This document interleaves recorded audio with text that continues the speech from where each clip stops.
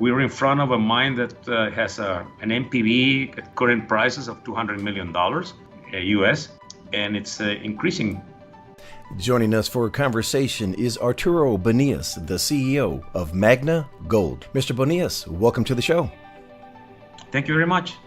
Glad to have you on the program to share the opportunity before us in Magna Gold. Before we delve into company specifics, Mr. Bonillas, please introduce us to Magna Gold and the opportunity the company presents to shareholders.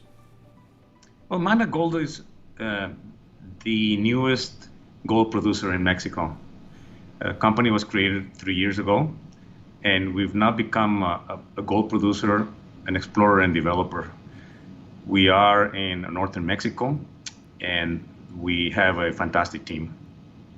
You know, in 3 years, that just shows, it just demonstrates, I should say, really, the business and geological acumen of your entire team. Let's go on site and find out more. Sir, take us to Sonora, Mexico, and get us acquainted with your property bank, beginning with the San Francisco Gold Mine. The San Francisco mine is a gold-producing mine that Magna Gold acquired a year ago. And we've just gone through the milestone of becoming and putting the company back again into full-scale production. The mine is located in central Sonora. And along with the mine, we do have other exploration targets in the vicinity. We have gold and silver properties, some of them quite advanced, that we are going to begin exploring very, very soon. How was your team able to acquire the San Francisco Gold Mine? Well, it was interesting. The mine is a geological deposit that was very well known by our team. When we acquired it, the company that had it was trying to sell it. The company was divesting its properties, and we were, I guess, the right ones to acquire it, because we didn't know we had the team to move it forward. Let's find out more about the grade and tonnage. Please walk us through the mineral reserves and resources on the San Francisco Gold Mine. Of course, we bought, according to a 43-101 report that we commissioned last year, we acquired 1.43 million ounces of gold in the resource category, measured and indicated. And those resources were calculated at $1,500 gold. And out of that, we produced a mine plan that extracts 750,000 ounces of gold with a strip ratio of 2.5. And that it's important to say that was calculated at $1,350 gold for its guideline. Now, discussing those economics, how do those numbers change with today's gold price? Well, they should look different. Of course, we can run them at $1,800 gold, but for the moment, we are maintaining the projections at the same prices, being conservative. And another reason is because we are adding ounces as we go with additional drilling. So the numbers should look much better when we finalize both our drilling and see how the price situation looks for the next 3 years. If it's a higher price, we'll have a higher NPV. The San Francisco mine is now in full-scale production. Tell us more about the economics, sir. Yes, we took over the mine in May of last year. And as of June 1st of this month, we're back at full-scale production. The mine is now generating sufficient ore for a process facility that is processing between 18,000 and 20,000 tons of ore per day, which is the rated capacity.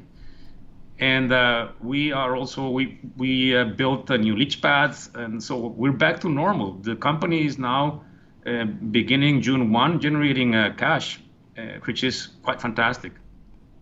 Please walk us through the economics of the PFS and how the ramp-up will impact the all-in sustaining costs over the life of the mine.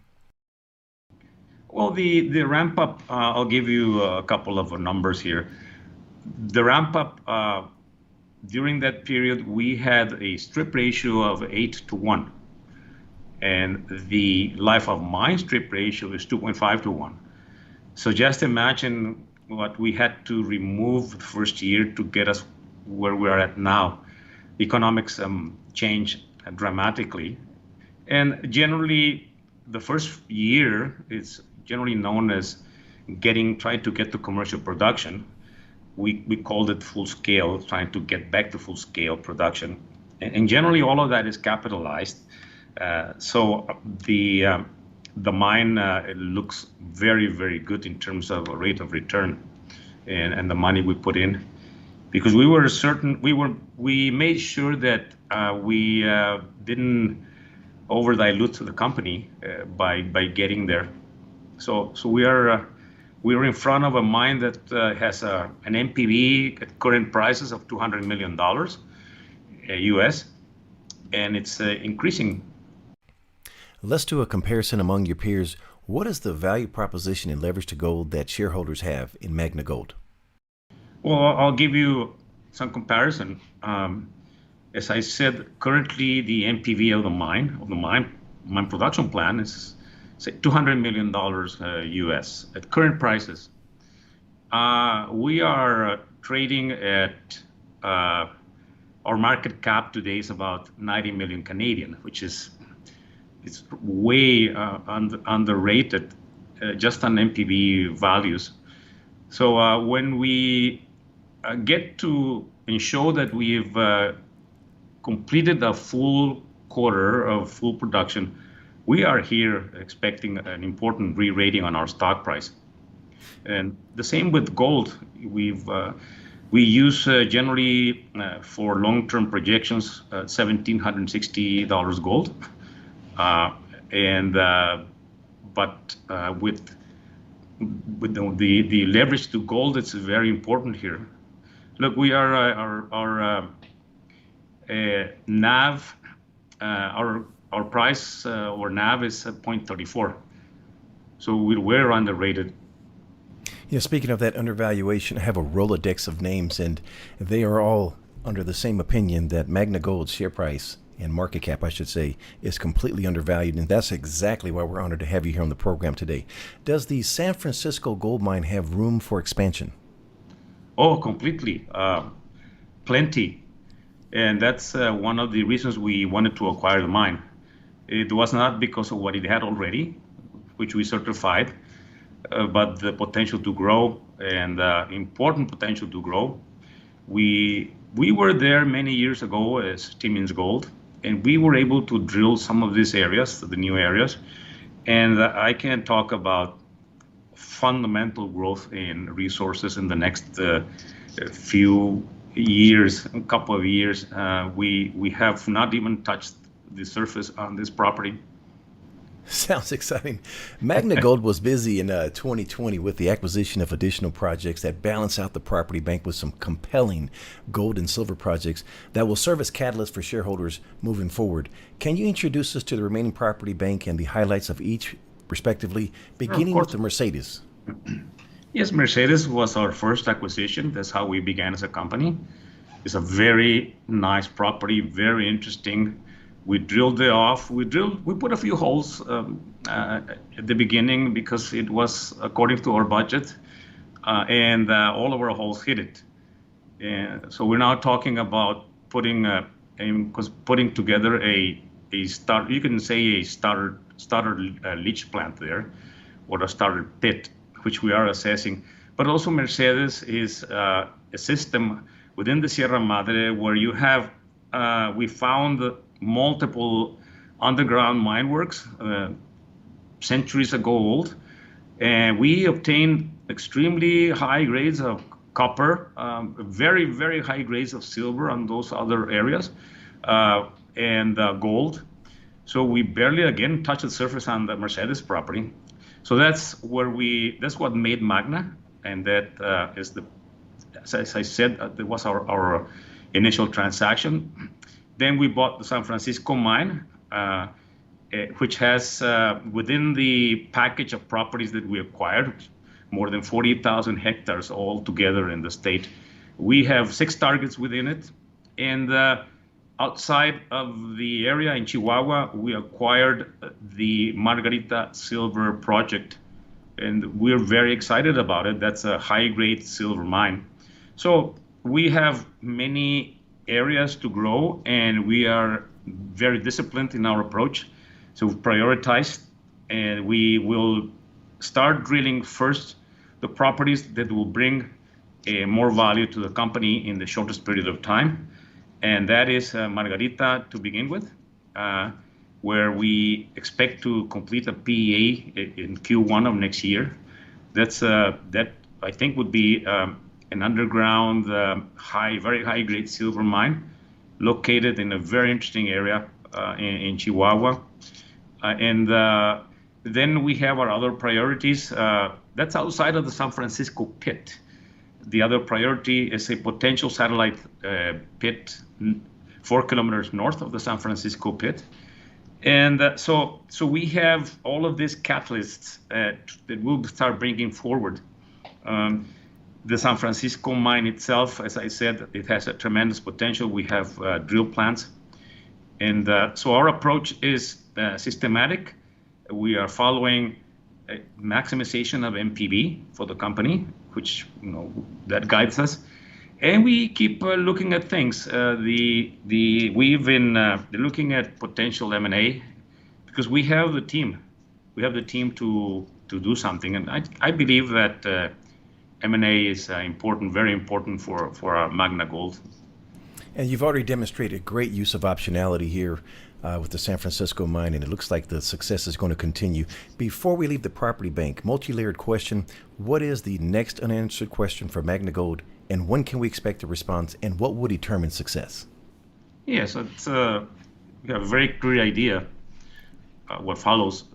First of all, increase in resources and reserves at the San Francisco pit and surrounding areas. We have another pit, La Chicharra.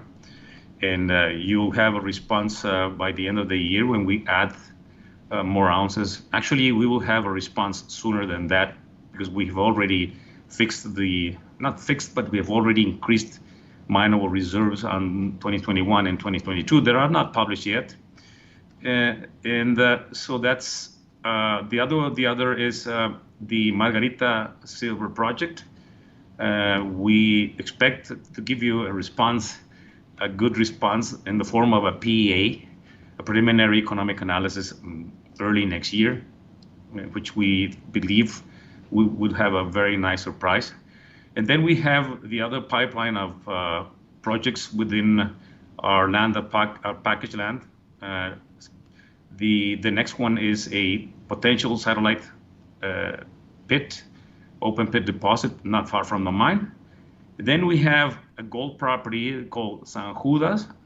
It's an amazing property, and that we should be expecting to give you results by Q1, Q2 next year. And our silver portfolio, we have a silver mine. We have a silver property called La Pima, which we drilled last year. So we're trying to figure out how to put together all of this very interesting land package and targets that we have.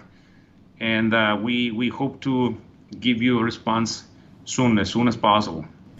Sounds like a busy 2021. And again, it underscores the value proposition before us here in Magna Gold.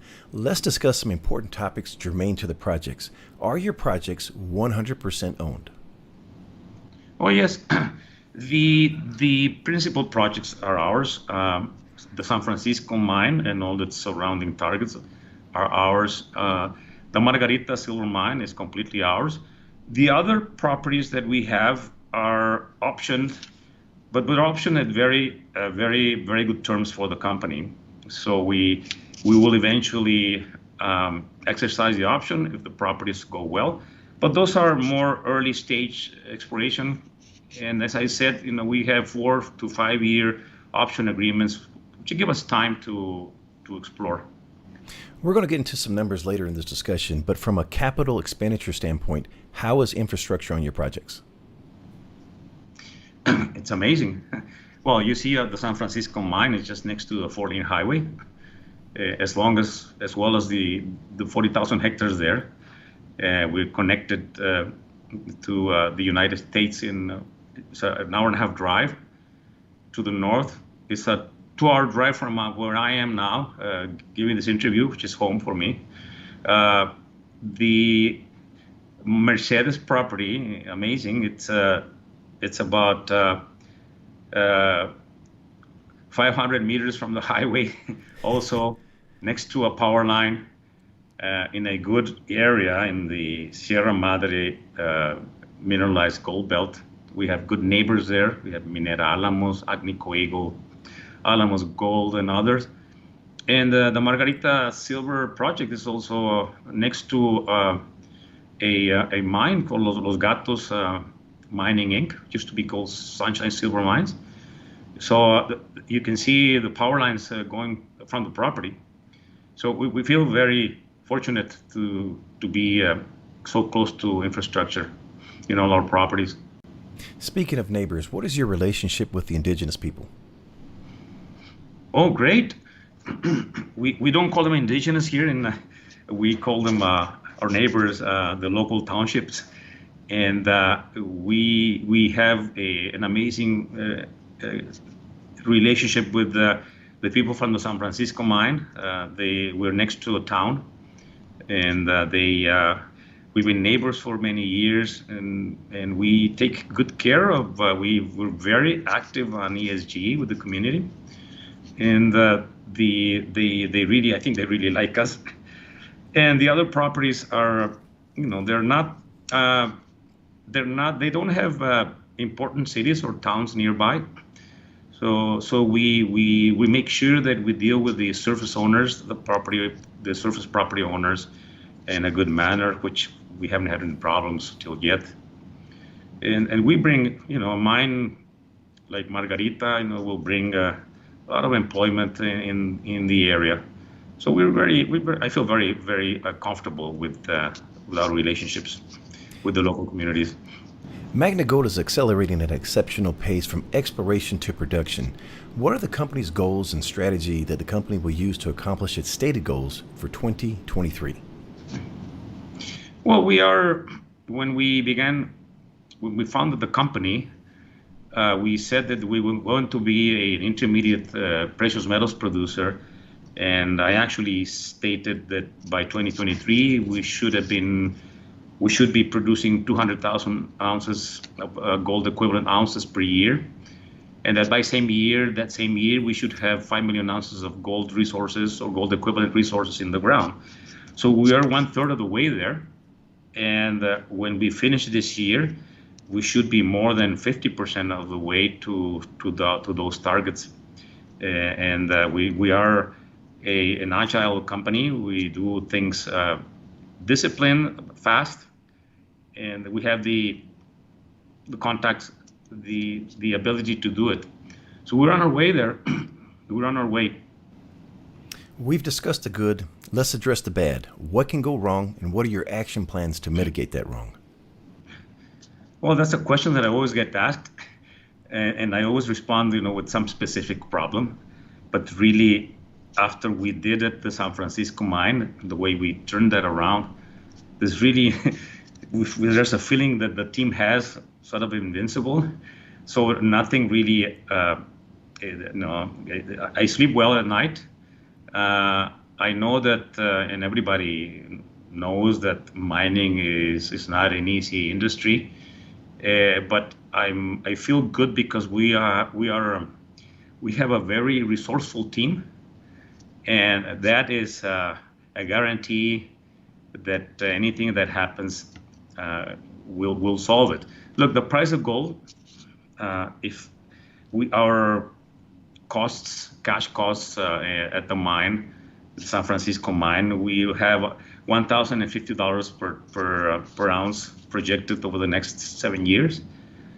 But we are working on making Magna a sub $800 gold producer with all its properties, with the silver properties added, the expansion of the San Francisco pit, the other areas.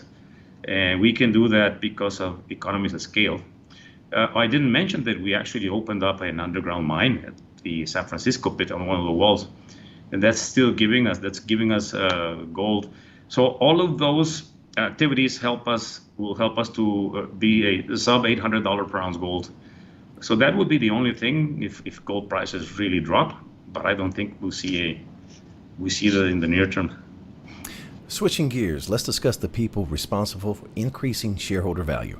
Mr. Bonillas, please introduce us to your board of directors and management teams, and what skill sets do they bring to Magna Gold? Of course, we have six board members on our board of directors. I'll start with Parviz Farsanchi. Parviz is an amazing engineer, a PhD in mining engineering. Parviz was the COO of Inco Valley, in charge of all its operations. He also has experience in Mexico. He was the CEO of Scorpio Mining, and very seasoned. He's a real help. We have Laura Diaz. Laura is the former director of mines of Mexico. I've known her for years. And Laura is very well connected, and besides knowing the law, the mining law and its regulations, and so it's a fantastic help. Alex Akumis, Alex was our VP Corporate Development years ago at Timmins Gold. He's right now, he's very seasoned in that area, corporate development, investor relations. He's a great counsel for me personally. He's been great. And then we have Colin Sutherland. He was president of McEwen Mining. Before that, I met him years ago, and then he joined the Timmins Gold as our CFO. Very seasoned, and we have he's our CFO and director, so we need to find another independent director. And then on the board is also Miguel Bonilla.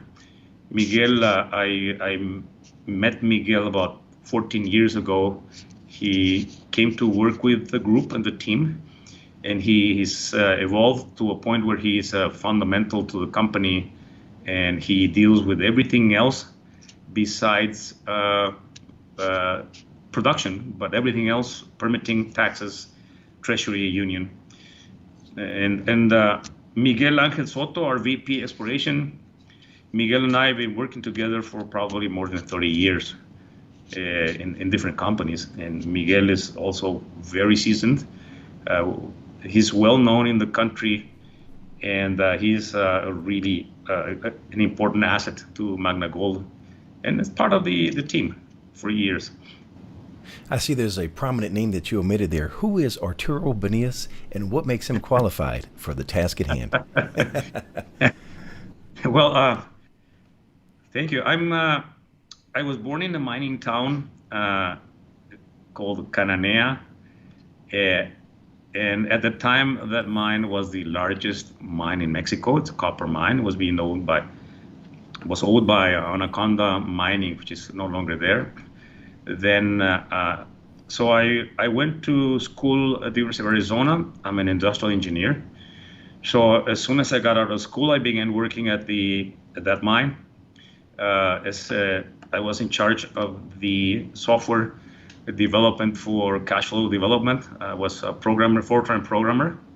And then I got involved in at the time, the software was being developed for optimization of pit designs. And so I started getting involved in all the areas of mining. I ended up being the head of purchasing for the company. Then I moved on to as vice president of exploration and new projects of a company that was a joint venture between Frisco, which is Carlos Slim, and Placer Dome.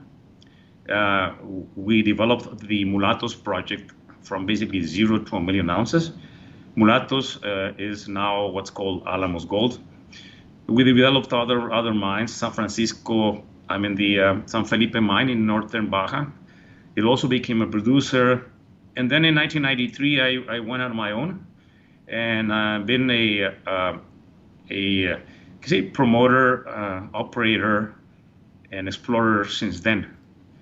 And the latest was Timmins Gold and Silvermex Resources before Magna Gold, which and I am a Mexican citizen, and I love what I do.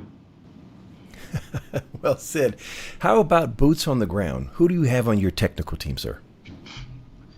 Well, it's me. I live here.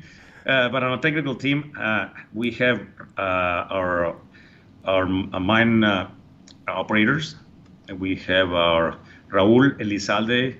He's a young man that also we hired when we built the mine for the first time. He's now the director of production of the San Francisco mine. He's the one basically responsible to turn things around in the field. And we have, well, I mentioned Miguel Soto on exploration. And so those are fundamentally our guys on the ground. As I said, I live here. And we've just began to put together a very nice team in Canada. We were slow in putting together the team because we were a capital pool corporation initially. Now we have a full board with all of its committees. We don't have an office yet. Everybody works from home. But we have, besides our CFO, we have a VP of Finance in Canada, Gregory Barbier. And we also have now, he just joined us, our VP Corporate Development. His name is Amandeep Singh. And he just joined us. He's actually at the mine last week. And I don't want to forget Leslie Kapusianik, our in-house lawyer, and more of that corporate matters. So I hope I didn't forget anyone. But they're the main team. Well, I have to applaud you just in 3 years on all the commercial success and how you've rewarded your shareholders. It's truly remarkable. It's just not common to see the success that you've had. I know you're being very modest, but I have to pat you on the back, sir. It's a big feather in your cap, and you're doing a phenomenal job as a CEO. Let's get into some numbers. Magna Gold released these Q1 results. Can you walk us through some of those numbers? Yes, well, the Q1 results, we were still in ramp up, so they're not quite representative. I have them here, but we were. I'll give you some trends. Q1, we were producing about 90 ounces per day, and gradually increasing them, 90 to 100. As of June, we are going to average 180 ounces per day. July will be over 200 ounces per day. So the numbers that you see in Q1, they show a loss. They show a cash cost of $1,800. But if you deduct the strip ratio, which was 8-to-1, and you redo the numbers and bring them down to 2.5, which is life of mine, that cost is exactly $1,050 per ounce. So we are our focus now is to increase our free cash. We have payables that we have to cover, important payables, big payables that were negotiated with the main contractors who have been great to us. So the rest of the year will be to reduce payables and generate more cash and get to the parameters that we have on our mine plan, which is the one that is published. 70,000 ounces per year on average, which I know will be more, and $1,100 per ounce cash costs, and $1,250 all in. So that's what I can say of the Q1 results. We're good. Sir, please provide us the capital structure for Magna Gold. Sure. We have. Oh, I'm sorry, I forgot to mention our amazing shareholders. They've been our institutional shareholders have been since day one with us, and we have 85 million shares outstanding, and 95 million shares fully diluted, and we have about 42% institutional, which includes Mr. Eric Sprott, Delberg, it includes US Global, includes Medalist Capital, and I'd like to give a special mention to Medalist Capital, who are the ones who put Magna Gold together for our team. And then we have two important shareholders. I call them strategic shareholders. One of them is Argonaut Gold, and they hold about, let me check, about 13-14% of the company.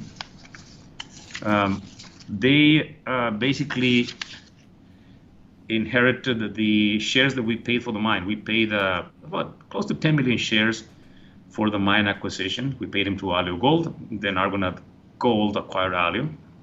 They're good shareholders. They're always calling. They're always checking on how can they help. They're very supportive. And then we have another group called Peal de Mexico. Peal de Mexico are the mining contractors, and they actually helped us a lot. They were fundamental for us to acquire the mine, and they are long-term players. When you have a mining contractor as part of your main shareholders, you get many things guaranteed.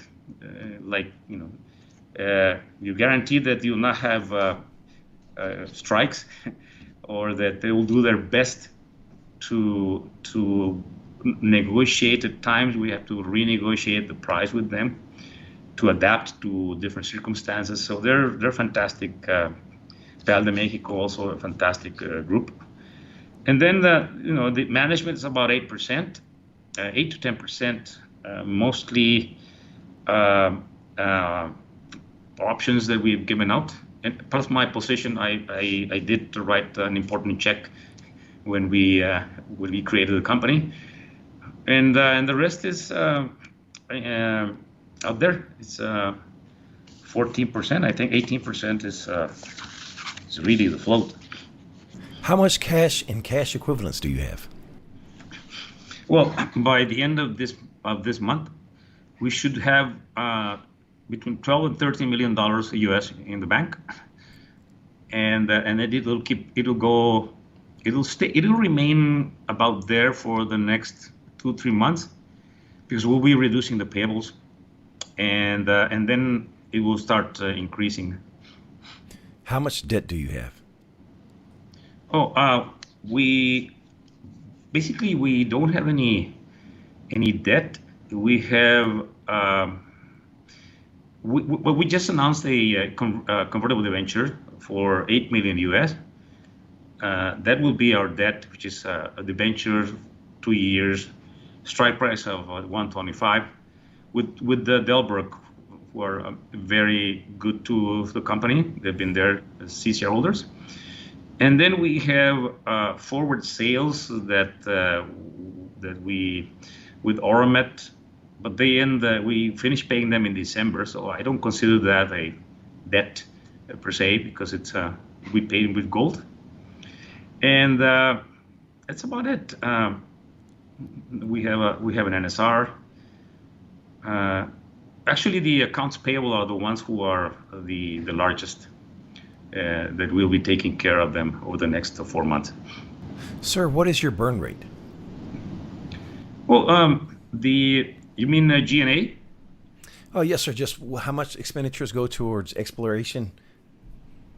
Oh, okay. Yeah, the exploration, we have a budget of $8 billion that we're just raising, that we're going to spend over probably the next 2 years. As I said, we will prioritize, and we will keep increasing. And our G&A in Mexico, which is basically where most of the people are, is about $200,000 a month. In Canada, another $150,000. So I think we're in a very good burn rate position compared. It may increase. I think it will increase as we grow the company. Are there any redundant assets on the books that we should know about? No, I don't think of anyone. All right, sir. Last question for you here. Is management charging any consultant fees for any services? No. No, we are all salaried. Everyone in management is an employee. In closing, sir, what keeps you up at night that we don't know about? uh, the price of gold, maybe, not now, but really not much. As I said, things kept me up at night last year because we were turning around this mine that was in big trouble. So I feel more confident now. We are there. We reached the promised land, as I said. We're where the gold is, a sustainable supply of ore for production, and we have good properties to explore, and we want to diversify. So our goals are clear, and we have the right team. Last question. What did I forget to ask? Well, maybe even though you asked about it at the beginning and it was brief, but Magna Gold, who are what defines us? And I think that we have a culture of people that are agile. We move fast, and that are resourcefulness, passionate about coming up with solutions. We are experienced operators and developers in Mexico, even builders, and that's something that I'd like to show to the public. That's what we are, and we're very passionate what we're doing. Mr. Bonillas, for someone listening that wants to get more information on Magna Gold, please share the website address. Yes, it's www.magnagoldcorp.com. Sir, it's been a pleasure speaking with you today. Wishing you and Magna Gold the absolute best, sir. You're very kind. Thank you very, very much.